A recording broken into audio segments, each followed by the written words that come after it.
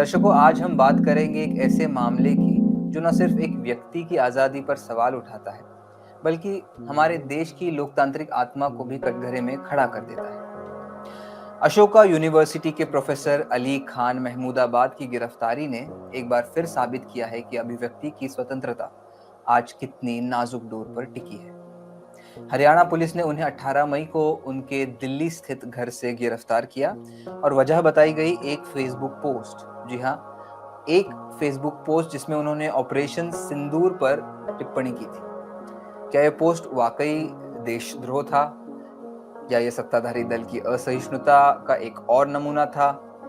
Operation सिंदूर, जिसके तहत भारतीय सेना ने 7 मई को पाकिस्तान और पीओके में आतंकी ढांचों पर हमला किया, एक सैन्य कार्रवाई थी जिस पर प्रोफेसर महमूदाबाद ने 8 मई को अपने विचार रखे।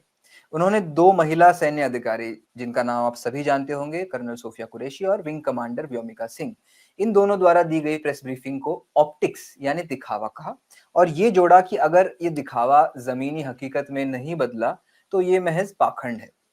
उन्होंने ये भी कहा कि सेना की तारीफ करने वाले लोग उन लोगों के लिए भी आवाज उठाए जो सांप्रदायिक हिंसा और बुलडोजर न्याय का शिकार हो रहे हैं। क्या ये देशद्रोह है?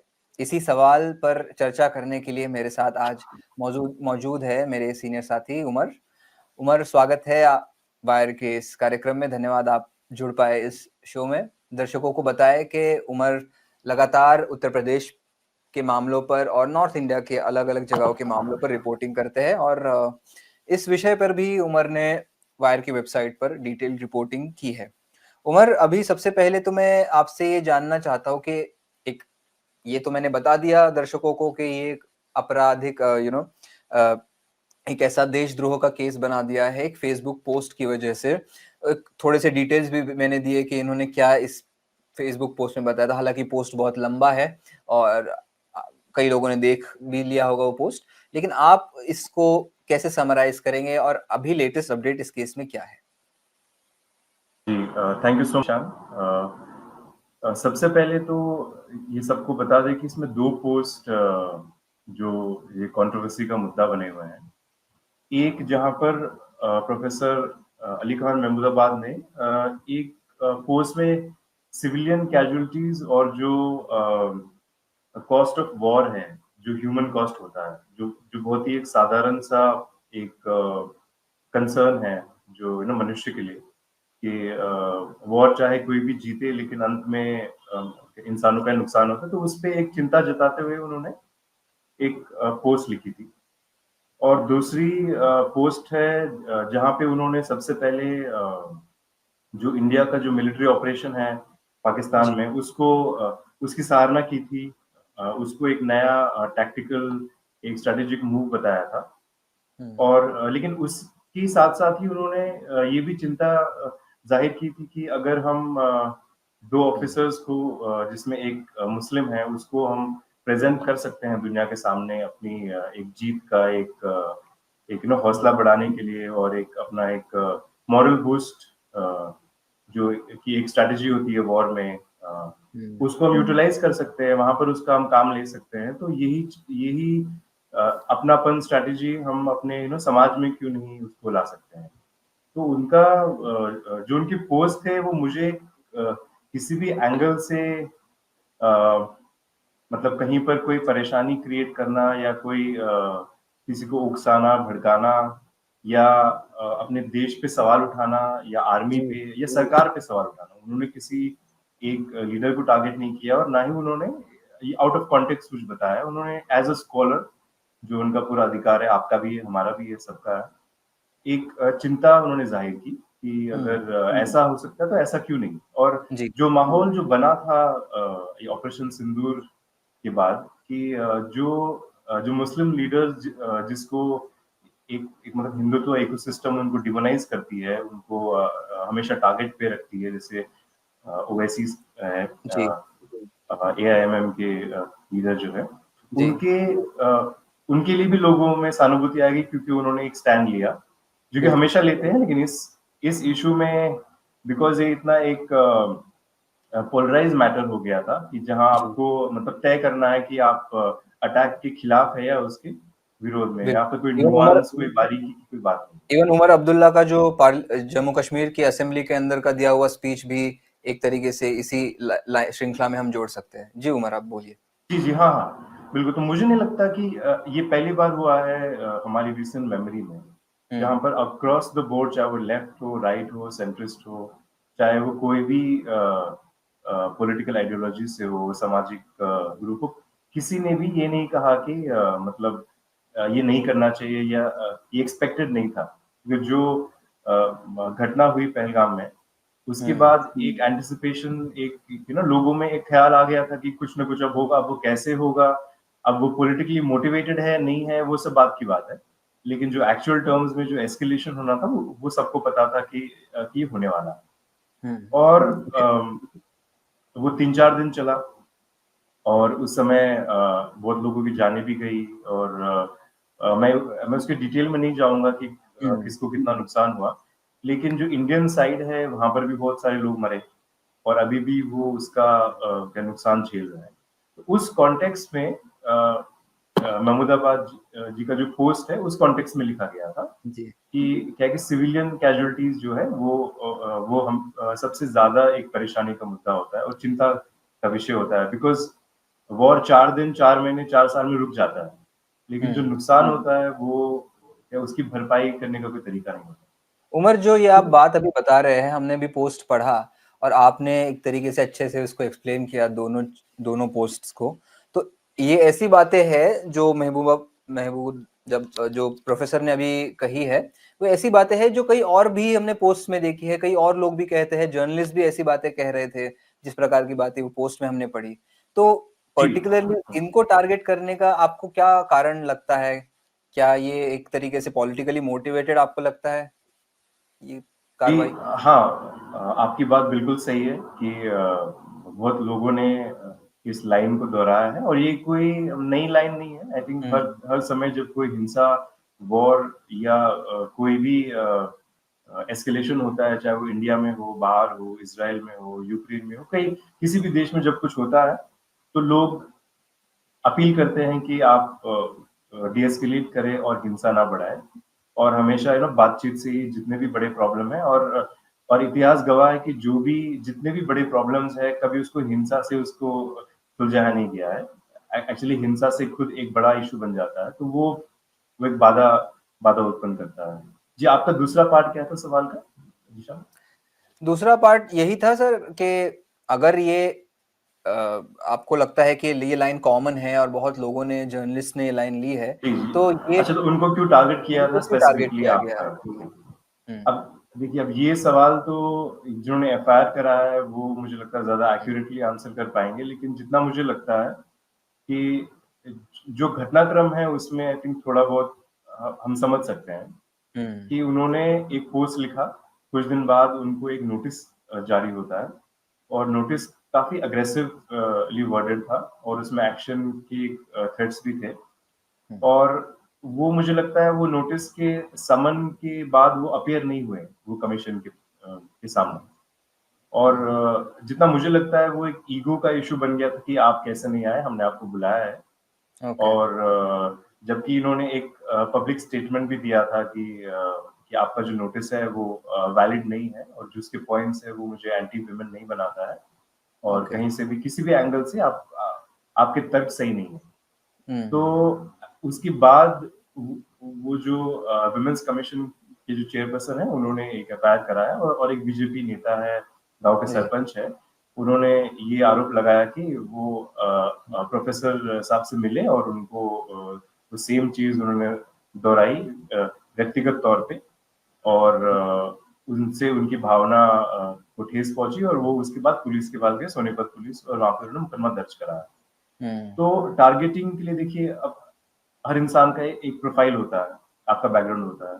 तो हम्म। ये एक स्कॉलर के साथ-साथ एक यूपी के एक प्रोमिनेंट एक प्रेसिडेंट। कल्चरल पर्सनैलिटी भी है। ओके। वो एक टिटुलर हेड है महमूदाबाद स्टेट के, और ओके। उनकी फैमिली की जो पॉलिटिकल हिस्ट्री है काफ़ी लंबी है, ओके। और उनके पॉलिटिकल एसोसिएशन भी काफ़ी हद तक सबको मालूम है। तो एक क्या है वो पॉलिटिकल एसोसिएशंस इनके? कि जैसे मतलब उनके जो करंट में वो एक सेक्युलर आइडियोलॉजिकल जो एक पॉलिटिक्स को है उसके बारे में चिंता जाहिर करते हैं, और जो ऑपोजिशन की जो एक मुहिम रही है कि एक कम्युनल पॉलिटिक्स, एक नेगेटिव पॉलिटिक्स को कॉल आउट किया जाए, तो हाँ उसके जी, एक एक मतलब कि उनका भी हिस्सा रहा है। एक पार्ट और रहे वो हैं। सीतापुर एक जगह है उत्तर प्रदेश में, वो वहां जी। से आते हैं। और ओके। लखनऊ जो हार्ट ऑफ उत्तर प्रदेश है, वो वहां पर भी उनका काफी वो है।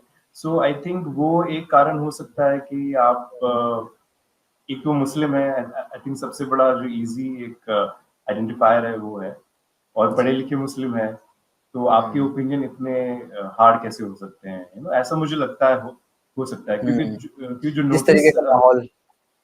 जी हाँ, हाँ। वो क्योंकि प्रधान जो बीजेपी की जो युवा मोर्चा के लीडर है, उन्होंने जो एफआईआर किया है, वो हम्म। मुझे नहीं लगता कि किसी कॉन्टेक्स्ट में भी मतलब क्या वैलिड था, क्योंकि चलो मान लेते हैं कि चेयरपर्सन जो थी उनके हम्म। साथ एक इंटरेक्शन शुरू हो गया, तो उन्होंने नोटिस जारी की और उन्होंने एक पब्लिक स्टेटमेंट से रिस्पॉन्ड किया, लेकिन वो खुद अपियर नहीं हुए, उनके लॉयर्स अपियर हुए।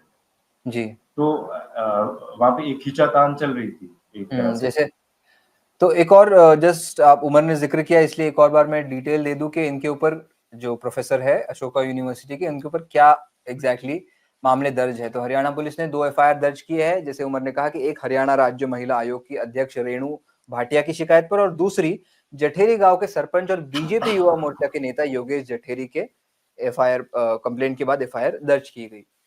उन पर भारतीय न्याय संहिता की धारा 152 यानी देश की संप्रभुता को खतरे में डालना, धारा 196 यानी सांप्रदायिक सांप्रदायिकता को बढ़ाना, और धारा 79 यानी महिलाओं का अपमान, ये तीनों गंभीर धाराएं लगाई है। ये वही धारा 152 है जो मैंने पहले जिक्र की थी, जो पुराने राजद्रोह कानून की जगह ले चुके हैं। यानी एक एक मेजर उनके ऊपर बड़ा राजद्रोह जैसा संगीन एक आरोप उनके ऊपर लगा है। उमर, आगे बढ़ते हुए मैं आपसे एक जानना चाहता हूँ, ये सारी पॉलिटिकल चीजें हैं, लेकिन जब हम देखते हैं कि एक अशोका यूनिवर्सिटी जो अपने कुछ सालों तक, तो एटलीस्ट कुछ सालों पहले तक तो एक अपने लिबरल आइडियाज के लिए जानी जाती थी, शायद इन द पास्ट 5 years वो शायद ऐसा माहौल नहीं रहा है जो कि हम अपने दोस्तों से, अपने प्रोफेसर फ्रेंड्स से, या कुछ टीचर्स से हम सुनते आए हैं। लेकिन इस बार जो अशोका यूनिवर्सिटी का रिस्पॉन्स रहा है वो क्या रहा है, और उसको आप कैसे देखते हैं? जी। जी, अभी तक जो ये दिखने में आया है, और जो क्लियरली भी एस्टैब्लिश हुआ है कि जो उनकी यूनिवर्सिटी के कॉलीग्स हैं वो उनके साथ खड़े हैं। और एक होता है डिसिप्लिनरी एक्शन झेलना, एडमिनिस्ट्रेटिव एक एक्शन झेलना, और दूसरी बात होती है कि एफआईआर होना, और उसका एक और एस्केलेशन होता है कि आपको तुरंत अरेस्ट कर देना। तो इस केस में वो जो लास्ट के 2 पहलू है वो ज्यादा इम्पोर्टेंट है। तो क्या इस वजह से क्या है कि इनके पूरे जो यूनिवर्सिटी के जो कोलीग्स हैं और जो स्टूडेंट्स हैं, उन्होंने भी स्टेटमेंट जारी की है, और जो एलुमनाई हैं उनका उन्होंने भी जारी की है। और सोशल मीडिया में काफी दिन से ये चल ही रहा था, जिस दिन उनको नोटिस गया था उस दिन से ही उनके लिए सपोर्ट एक मोबिलाइज हो रहा था। तो मुझे नहीं लगता कि इस बार कुछ ऐसा है कि जहाँ हम अभी सवाल कर सकते हैं कि उनको सपोर्ट की कमी ओके। है। आई थिंक उस पहलू पे तो इस बार मतलब काफी मतलब क्लैरिटी है कि हम्म। आपके साथ गलत हुआ, और हम आपके साथ खड़े हैं। क्योंकि जो प्राइमा फेसी जो ऑफेंस उन्होंने किया है, हम्म।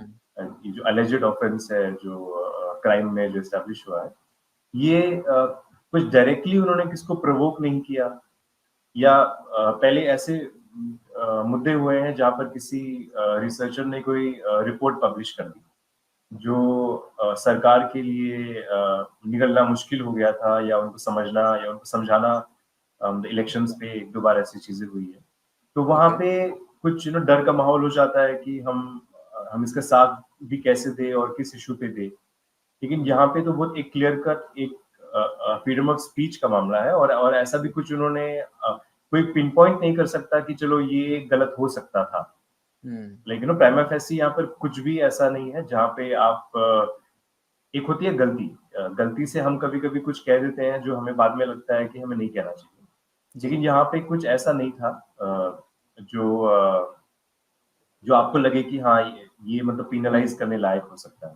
अगर आप बिल्कुल। उससे एग्री नहीं करते, आपको लगता है कि ये इन्होंने गलत कहा है, तो आप डिबेट कीजिए, आप उनके खिलाफ एक काउंटर स्टेटमेंट दीजिए, उनको आप कंडेम कीजिए, बहुत सारे पहलू हैं और डेमोक्रेसी का यही मतलब होता है कि आप जिससे डिसएग्री करते हैं, आपको उसके साथ, उसके बगल में रहने का जी, अधिकार है। मतलब एग्रीमेंट का तो कोई हमने क्लॉज़ साइन नहीं किया है कि आप ये ज़रूरी नहीं है कि हम और आप एक विचारधारा के हैं और उसके बाद भी हम एग्री करें, ऐसा तो नहीं है कहीं पे। बिल्कुल। वो एग्ज़ डिबेट से ही जो वैल्यू एडिशन होती है किसी भी डिस्कशन को बिल्कुल। वो वैसे ही आता है। और यही चीज़ जो मिस्री साहब है जो प्रेस कॉन्फ्रेंस ले रहे थे, उन्होंने भी कही थी, उन्होंने पाकिस्तान के संदर्भ में कहा था, जब हम कॉन्फ्लिक्ट के बीच में ही थे तो उन्होंने कहा था कि पाकिस्तान से ऐसी खबरें आ रही है कि आप देखिए इंडिया के जो चैनल्स है वो क्रिटिसाइज़ कर रहे हैं, तो उन्होंने एग्ज़ाम्पल दिया था कि वो एक डेमोक्रेटिक कंट्री में सवाल तो पूछे ही जाएँगे। आप पाकिस्तान जैसी कंट्री तो है नहीं हम, तो जब सवाल कोई पूछ रहा था, तो आप देखिए क्या हश्र हुआ। उमर, इस पे अब आगे क्या होने वाला है? क्या सुप्रीम कोर्ट के आदेश इस पे क्या आए हैं? मेरे ख्याल से 21 तारीख को अगली सुनवाई है और अगर आपकी किसी लॉयर के साथ बात हुई है या आप इसके लीगल पर्सपेक्टिव से आप कैसे देखते हैं इसको? क्या उम्मीद है आपको इस केस में आगे क्या होगा? जी, अभी तो ट्यूसडे तक उनको रिमांड में सोनीपत पुलिस ने रखा है। जी, तो अभी उनकी फैमिली इस बात को लेके परेशान है कि उनकी हेल्थ कैसी है और उनको जो बेसिक फैसिलिटीज़ है पहुँचाई जा रही हैं और जितना अभी तक मुझे पता चला है वो मतलब he is in a good shape. तो और वो इन्होंने साइमल्टेनियसली सुप्रीम कोर्ट में एक पिटीशन दाखिल की है इंचार्ज के खिलाफ। उसका ऑर्डर या हियरिंग है वो मैं अभी अपडेटेड नहीं हूँ उसका क्या होगा। ओके, लेकिन जितना मुझे उम्मीद है कि ये दोनों एफआईआर स्ट्राइक डाउन होनी चाहिए, स्पेशली जो सरपंच ने जो एफआईआर किया है, उसमें प्राइमा फेसी मतलब लीगल टर्म्स में देखा जाए तो वो ऑफेंस कहाँ पे हुआ, कब हुआ, कैसे हुआ, डिटेल उसकी कुछ नहीं, बहुत ही वेग ऑफेंस है और क्लियरली लगता है कि वो मतलब बनाया-बनाया है। बिकॉज़ हुँ, एक बेसिक टेनेंट होता है कि अगर आपको एफआईआर है तो उसमें बेसिक स्पॉट, लोकेशन, टाइम ये अगर आप मेंशन नहीं करते हैं तो वैसे आपका वीक फुट में आ जाता है, जो भी आपका केस है। तो वो मुझे हुँ, लगता है ज़्यादा कमज़ोर है और जो दूसरा जो वुमेन कमीशन की तरफ से वो है, वो भी मुझे हुँ, लगता है एक विंडिक्टिव एक्ट है जी, क्योंकि नोटिस कितने लोगों को जाता है उनकी तरफ से बिल्कुल, और ऐसा नहीं है कि हर पोस्ट को वो मॉनिटर करते हैं। अगर विमेन कमीशन के पास थोड़ा समय है तो वो अगर सोशल मीडिया चेक कर ले तो इतनी महिला विरोधी पोस्ट रोज़ होती है, महिला विरोधी आर्टिकल लिखे बिल्कुल, जाते हैं और कोई क्लैरिफिकेशन नहीं होता है। तो वहाँ पे अगर एक्शन ले तो हो सकता है जो महिला जो ट्रोलिंग झेलती है सोशल मीडिया में, ट्विटर पे, फेसबुक पे जिन पे आपत्तिजनक जी, बातें कही जाती है, वो थोड़ा कम हो। तो यहाँ पे अपनी एनर्जी वेस्ट करके मुझे नहीं लगता कि वो महिला आयोग के हित में है और ना ही वो महिलाओं के हित में है। क्योंकि उनका बिल्कुल, जो दायित्व है वो महिलाओं के पॉलिटिकल, सोशल जो उनके फ्रीडम है, राइट्स है उसको प्रोटेक्ट करना है और उसको ओवरसी करना है कि वो ठीक से चल रहा है या नहीं चल रहा। और जी, यहाँ पे उन्होंने एक स्लांट तरीके से मतलब जबरन भी कह सकते हैं कि उन्होंने एक एंगल ढूँढा है कि वो महिला विरोधी है, हुँ, जबकि उन्होंने आइडेंटिटी पे सवाल किया है। वो जी, जो कर्नल कुरैशी है, वो हुँ, क्या इंसिडेंटली एक औरत है। पर हुँ, और अच्छी बात है कि औरत है जो नेतृत्व कर रही है जो इंडियन आर्म फोर्सेस का।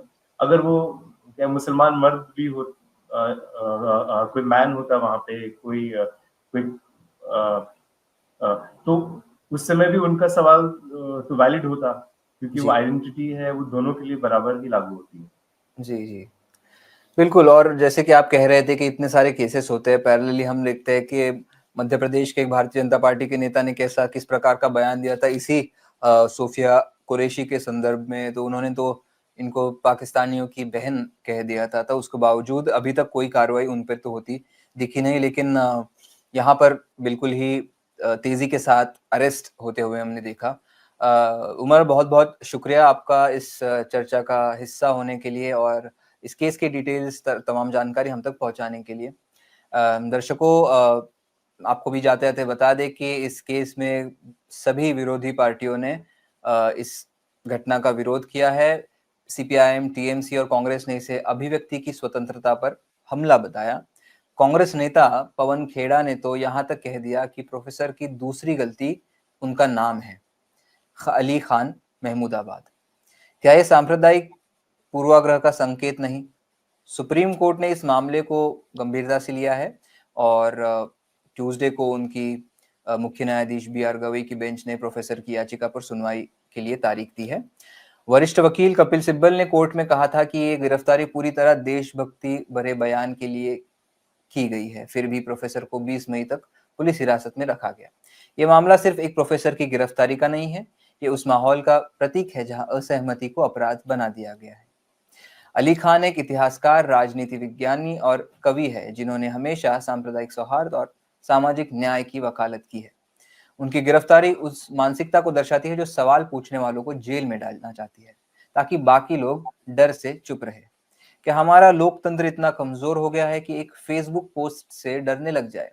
क्या हमारी सेना इतनी नाजुक है कि उसकी तारीफ के साथ सवाल उठाना अपमान माना जाएगा? हमारी आवाज प्रोफेसर महमूदाबाद के साथ है। उनकी रिहाई सिर्फ एक व्यक्ति की आजादी की लड़ाई नहीं, बल्कि हमारे संवैधानिक अधिकारों की रक्षा की जंग है। आज मेरी तरफ से इतना ही।